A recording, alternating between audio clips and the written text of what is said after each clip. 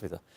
조국 전 장관에 대한 조사는 말씀드린 대로 예상보다는 빨리 끝났습니다. 결국 조 전 장관이 혐의 내용이 사실과 다르고 모른다면서 진술을 거부한 것도 영향을 준 것으로 보입니다. 조사에 대한 불만도 역시 드러내는 것으로 보이는데 진술 거부권을 행사한 배경, 이건 그 조 장관 측 변호인들에게 좀 취재를 했습니다만 그 내용과 또 향후의 수사 전망은 어떤지 취재 기자와 짚어보도록 하겠습니다. 어서 오세요. 예. 예.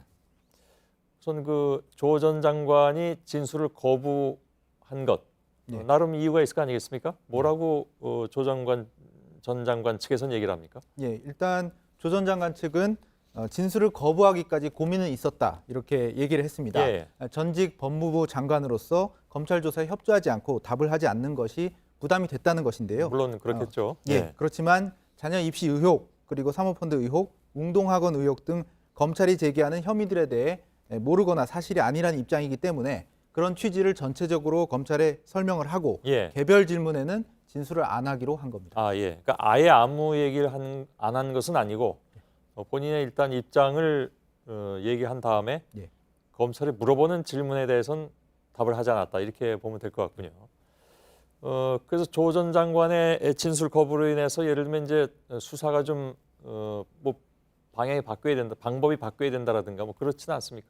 일단 그렇지는 않을 것 같습니다. 과거 양승태 전 대법원장 등이 검찰 수사 때 진술을 거부한 적이 있습니다. 예. 하지만 검찰은 기존 물증들과 관련자 진술 등을 토대로 기소를 한 적이 있습니다. 예. 이번에도 조 장관의 경우에도 79일간의 강제 수사로 물증들을 많이 확보를 했고 관련자 진술도 있기 때문에 기소 판단은 할 수 있다고 보이고 있습니다. 예, 그거는 검찰의 입장이죠. 그러니까 예. 물증이 있다, 관련 진술이 있다. 이것은 물론 이제 검찰 쪽에 얘기겠고, 예, 그렇습니다. 이건 뭐 이쪽 변호인이나 조 전 장관 입장에서는 그걸 또 부인하고 있는 그런 상황이니까요. 예.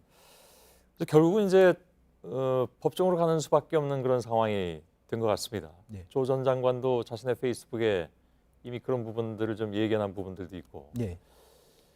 근데 그럼에도 불구하고 아까 신아람 기자 얘기로는 추가 조사는 필요하다 이렇게 얘기를 하고 있다면서요, 검찰 쪽에서. 예, 근데 그렇습니다. 추가 조사는 필요 없다는 것이 조 전 장관 측의 입장이기도 하고. 이게 예. 어떻게 될 것 같습니까, 그러면? 예, 말씀드렸듯이 자녀 입시 의혹이나 사모펀드 투자에 대해 관여하지 않았고 몰랐다는 게 조 전 장관의 입장입니다. 예. 그래서 그 입장문 일일이 답변하고 해명하는 것이 구차하고 불필요하다는 입장문까지 낸 것인데요. 예. 혐의를 부인하는데 억지로 검찰이 조서를 받는 것, 그것도 의미가 없다는 입장인 것으로 저희 취재 결과 파악이 됐습니다. 예. 따라서 검찰이 추가 소환 통보를 하더라도 결론적으로 조 전 장관이 응하지 않을 가능성이 있습니다. 예. 검찰은 구인 등의 조치를 할지 또 아니면 진술 거부 취지가 분명하다면 관련 내용을 정리를 해서 기소 여부를 결정할지 판단을 할 것으로 보입니다. 예. 출석 요구를 했는데 조 전 장관 측이 응하지 않는다면 예. 글쎄 뭐 구인까지 할 수 있을 것인가 그건 좀 의구심이 드는데. 네, 지켜봐야 할 것 같습니다. 예. 그렇다면 그냥 냉정하게 보면 이 상황에서 그대로 기소로 갈 가능성. 예. 이것도 염두에 둬야 될 것 같은 그런 상황이군요. 백종훈 기자였습니다. 수고했습니다.